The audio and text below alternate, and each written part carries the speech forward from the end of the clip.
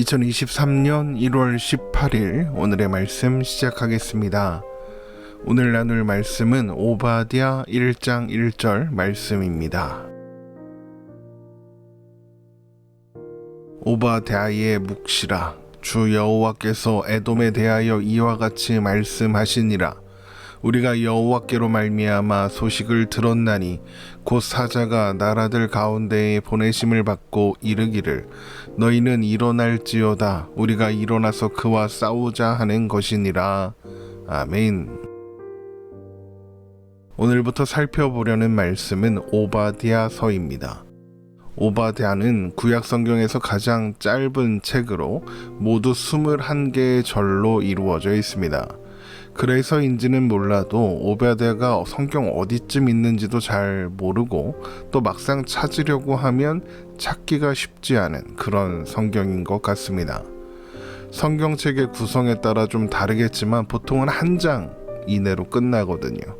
그래서 많은 사람들에게 오바댜서는 성경 읽기를 시작할 때 제일 짧아서 제일 먼저 시작하는 정도의 책인 경우가 많습니다. 듣고 계시는 설교를 잠시 멈추시고 오바댜서에 어떤 내용이 담겨 있는지 한번 생각해 보십시오. 대충이라도 무슨 내용이었는지 잘 생각나지 않으실 겁니다. 그 내용이 잘 생각나지 않는 이유는 아마도 오바댜서가 다루고 있는 내용의 대상이 이스라엘이나 남유다가 아니라 이스라엘 가까이에 있었던 에돔이라는 나라이기 때문일 겁니다. 그러니까 뭔가 남일처럼 느껴질 수 있는 거죠.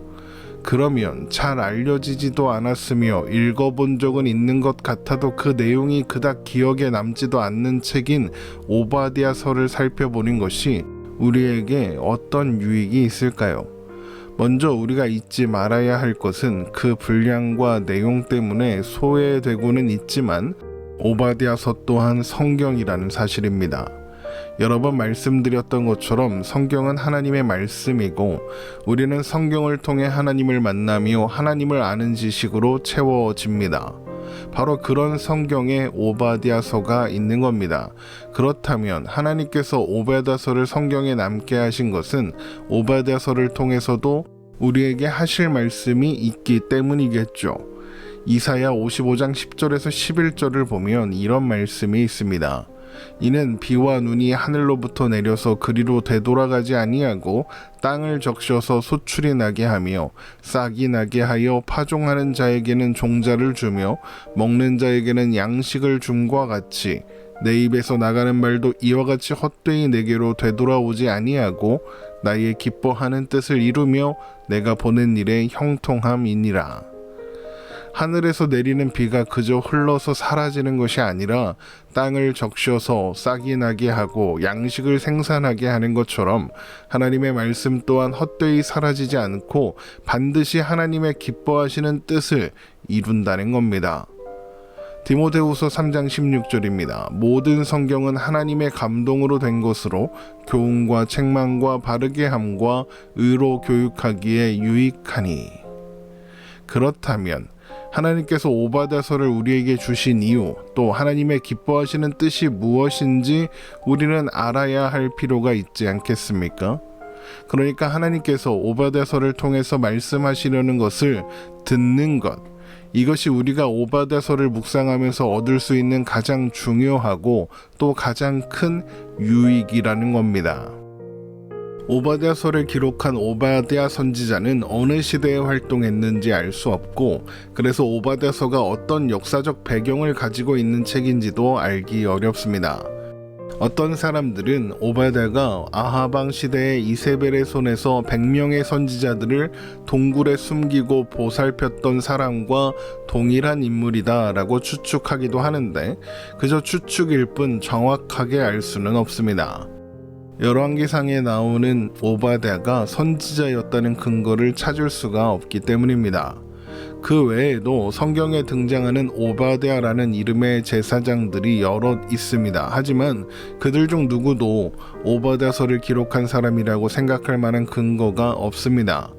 또한 오바댜는 여호와를 섬기는 자라는 뜻이므로 누군가 사용한 가명이 아니었을까라는 추측도 있습니다. 오바다가 이스라엘에서 아주 흔하게 사용되는 이름이었다는 것도 그 근거가 됩니다. 그러나 성경이 오바댜 선지자가 누구인지 알려주지 않는다면 그냥 모르는 채로 두는 것이 유익할 것입니다. 하나님께서 그가 누구인지 드러나지 않게 하신 것은 말씀을 선포하는 선지자가 아니라 그로 인해 선포되는 하나님의 말씀 그 자체가 중요하기 때문일 테니까요.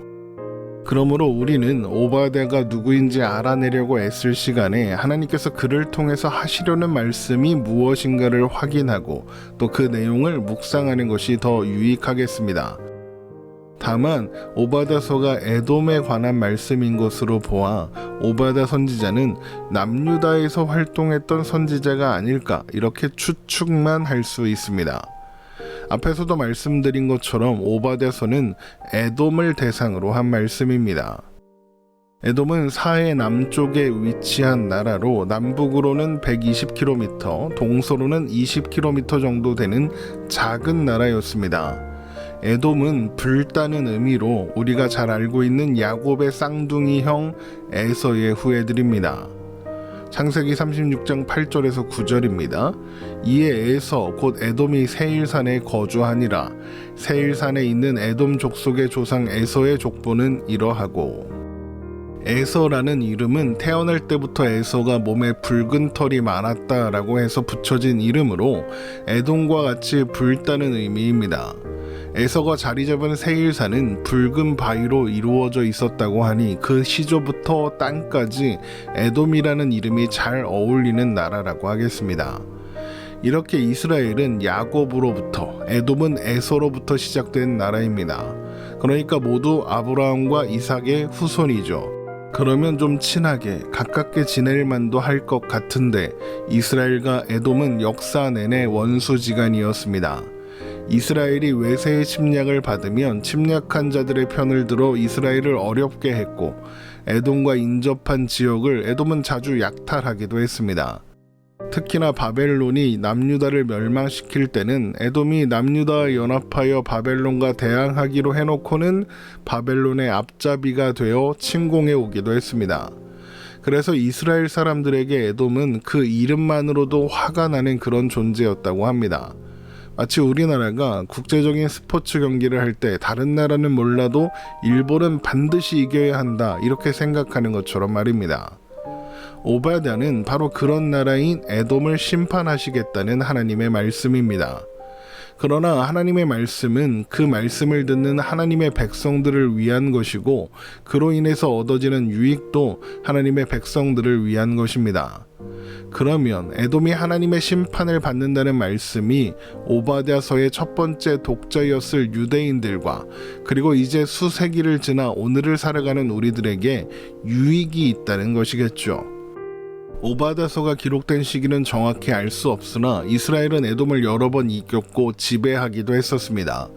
이스라엘의 첫 번째 왕 사울도 그랬고 그 다음에 왕이 된 다윗은 에돔을 이스라엘에 복속시켰습니다. 그러나 솔로몬 말년에 에돔은 이스라엘의 영향력에서 벗어나 솔로몬과 이스라엘의 적이 됩니다. 또 이후로 에돔은 이스라엘의 가시처럼 이스라엘을 괴롭혔습니다. 그러다 남유다가 멸망하는 데까지 손을 보태게 되는 것이죠. 그런데 이런 상황은 이스라엘, 특히 남유다 백성들에게 이해가 잘 되지 않았을 겁니다. 왜냐하면 하나님께서 그들의 조상 야곱에게 하신 약속이 있기 때문입니다. 창세기 25장 21절에서 23절 말씀입니다. 이삭이 그의 아내가 임신하지 못하므로 그를 위하여 여호와께 간구하매 여호와께서 그의 간구를 들으셨으므로 그의 아내 리브가가 임신하였더니 그 아들들이 그의 태 속에서 서로 싸우는지라 그가 이르되 이럴 경우에는 내가 어찌할꼬 하고 가서 여호와께 묻자온대 여호와께서 그에게 이르시되 두 국민이 내 태중에 있구나 두 민족이 내 복중에서부터 나누이리라 이 족속이 저 족속보다 강하겠고 큰 자가 어린 자를 섬기리라 하셨더라. 이렇게 이 족속이 저 족속보다 강하겠고 큰 자가 어린 자를 섬길 것이라는 약속이 있습니다. 아마도 이스라엘 백성들은 다윗이 에돔을 점령했을 때 이 약속이 성취되었다고 좋아했을 수 있습니다. 그런데 그런 에돔이 이제는 자꾸만 이스라엘을 괴롭게 합니다. 심지어는 이스라엘을 멸망까지 시킵니다. 이방인들의 손에 하나님의 나라가 망하는 것도 당황스러운데 그렇게 되는 일에 에돔이 일정 부분 역할을 하다니요. 얼마나 당황스럽고 또 수치스럽겠습니까? 얼마나 절망스럽겠습니까? 그러면서 생각하겠죠. 하나님은 어디에 계시는가 싶지 않았겠습니까? 오바댜서는 바로 그런 좌절과 절망 속에 있는 이스라엘을 향해 주시는 하나님의 말씀인 겁니다. 그러면 하나님은 그들에게 무엇을 말씀하고 싶으실까요? 단순하게 내가 다 복수해 줄 거니까 힘내라 뭐 이런 내용일까요? 물론 그런 말씀도 있습니다. 하나님께서 에돔의 죄를 심판하시고 대가를 치르게 하신다고 약속하십니다. 그리고 이것은 다른 선지서들에서도 볼 수 있는 말씀이죠. 네, 물론 하나님께서 복수해 주신다. 그것만으로도 위로가 되고 소망이 될 수 있습니다. 그러나 그것이 전부가 아닙니다. 에돔을 향한 하나님의 심판을 선포하는 오바댜서는 그 이상의 것을 말하고 있습니다. 첫 번째는 하나님이 신실하신 분이라는 사실입니다. 하나님은 이스라엘의 조상 아브라함을 부르시고 그를 복이 되게 하시겠다 약속하시면서 그를 축복하는 자는 축복하시고 그를 저주하는 자는 저주하시겠다라고 약속하셨습니다. 창세기 12장 1절에서 3절입니다. 여호와께서 아브라함에게 이르시되 너는 너의 고향과 친척과 아버지의 집을 떠나 내가 내게 보여줄 땅으로 가라. 내가 너로 큰 민족을 이루고 내게 복을 주어 내 이름을 창대하게 하리니 너는 복이 될지라. 너를 축복하는 자에게는 내가 복을 내리고 너를 저주하는 자에게는 내가 저주하리니 땅의 모든 족속이 너로 말미암아 복을 얻을 것이라 하신지라. 오바댜서에도 그런 비슷한 표현이 등장합니다. 오바댜 1장 15절입니다.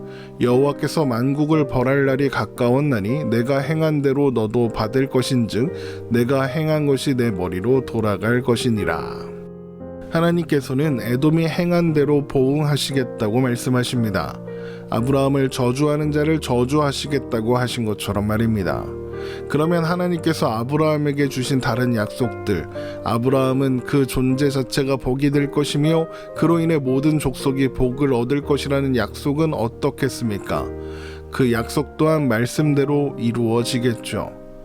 하나님의 약속은 우리가 처한 상황이나 위치, 여건에 따라 변하지 않습니다.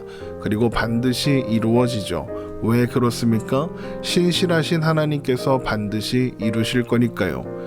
여러분, 이것보다 하나님의 백성들에게 위로와 소망이 되는 것이 있겠습니까? 이것을 알고 믿는 자는 오늘의 상황에 일희일비하지 아니하고 오늘을 견디며 이길 수 있는 것입니다. 그런데 하나님께서 신실하신 분이 되시려면 가장 중요한 한 가지 전제가 있습니다. 그 전제란 무엇이냐? 하나님은 전능하시며 모든 나라와 민족, 온 세상의 주권자셔야 한다는 사실입니다. 그렇지 않으면 하나님이 아무리 신실하고 싶으셔도 신실하실 수가 없습니다. 하나님이 온 세상의 주권자가 아니시라면, 또 전능하신 분이 아니시라면 하시는 모든 말씀, 모든 약속은 다 공수표에 불과합니다. 그런데 하나님은 전능하시고 온 세상의 왕, 온 세상의 주권자이십니다. 바로 이것이 오바댜서가 말하고 있는 두 번째 중요한 핵심입니다. 조금 전 읽었던 오바댜 1장 15절의 말씀을 다시 한번 읽어보겠습니다. 여호와께서 만국을 벌할 날이 가까웠나니 내가 행한 대로 너도 받을 것인즉 내가 행한 것이 내 머리로 돌아갈 것이라. 하나님께서 만국을 벌할 날이 가까웠다 하십니다. 그렇다는 것은 하나님께서 만국의 왕, 만국의 주관자, 온 세상의 주권자시라는 의미겠죠. 그렇지 않다면 어떻게 하나님께서 만국을 벌하시겠습니까? 하나님은 온 세상의 주권자이시며 모든 만국의 흥망성쇠, 곧 모든 역사를 주관하시는 분이십니다. 그래서 하나님은 언제나 신실하실 수도 있는 것이죠. 그런데 그런 분, 만왕의 왕이시며 온 세상의 주권자이신 신실하신 하나님이 우리의 편입니다. 이것이 오바댜에서 확인하게 되는 세 번째 핵심입니다. 하나님께서 왜 에돔을 심판하시고 그들이 행한 대로 갚아주십니까? 이스라엘이 하나님께서 그들을 하나님의 백성으로 삼으셨기 때문입니다. 그들이 하나님의 소유된 백성이기 때문입니다. 하나님께서 하나님의 백성으로 삼으신다는 것은 하나님께서 영원히 편들어 주시겠다는 것입니다. 그런데 그렇게 영원히 편들어 주실 그분이 어떤 분이시라고 합니까? 만왕의 왕이시며 온 세상의 주권자이십니다. 그런 하나님께서 우리에게 말씀하시는 겁니다. 너희는 가만히 있어라, 내가 갚는다 라고 말입니다. 로마서 12장 19절입니다.